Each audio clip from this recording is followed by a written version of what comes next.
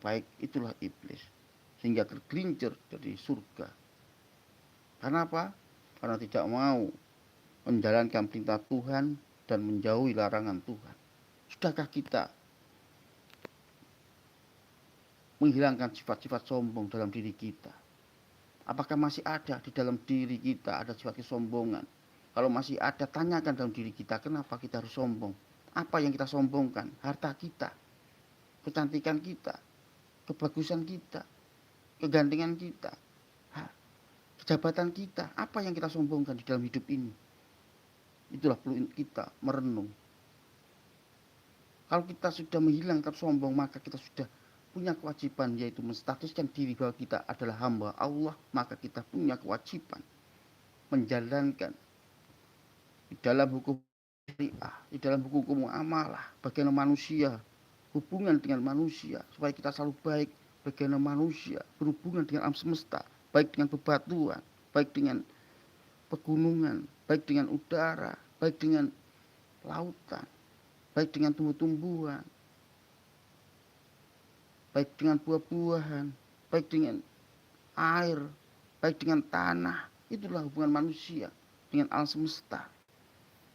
Sudahkah kita berbuat baik dengan alam semesta? Sudahkah kita berbuat baik dengan sesama umat manusia? Maka menghindari perilaku sombong merupakan sebuah keniscayaan. Dan janganlah kamu berpaling dari manusia dengan sombong. Dan janganlah kamu berjalan di muka bumi dengan angkuh.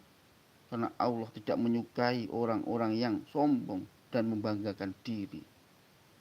Tadi ya, saya ulang. Dan janganlah kamu berpaling dari manusia dengan sombong. Dan janganlah kamu berjalan di muka bumi dengan angkuh. Karena Allah tidak menyukai orang-orang yang sombong dan membanggakan diri. Inilah apa sih yang kita sombongkan di dalam hati kita. Apakah karena kita kaya raya, kita punya harta, kita punya jabatan tinggi. Apakah kita karena punya kekuatan, kita merasa superior, kita merasa hebat dibanding orang-orang lain. Kita karena apa? Karena kita punya jabatan. Apakah itu yang menyombongkan diri kita? Maka kita perlu introspeksi, sudahkah kita menghilangkan rasa sombong itu di dalam hati kita?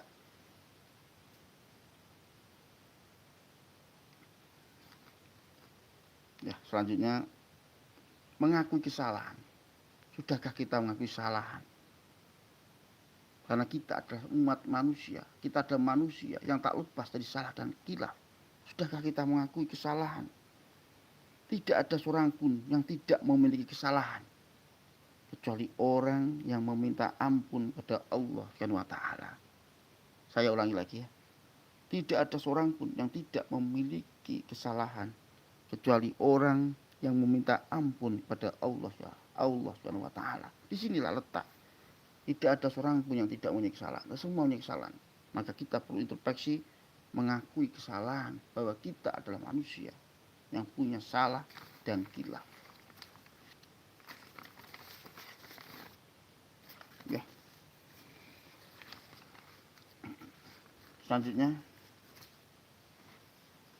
bagaimana cara kita mengembangkan rasa syukur? Disinilah bagaimana kita mengembangkan rasa syukur supaya hati kita tetap tenang, supaya hati kita tetap dalam keadaan sehat. Tidak seorang pun yang memiliki kebaikan kecuali dengan rasa syukur. Jadi disinilah rasa syukur itu sangat urgent, sangat penting supaya kita mampu memahami kebesaran-kebesaran Tuhan. Maka tidak ada seorang pun yang memiliki kebaikan kecuali dengan rasa syukur. Sudahkah kita bersyukur?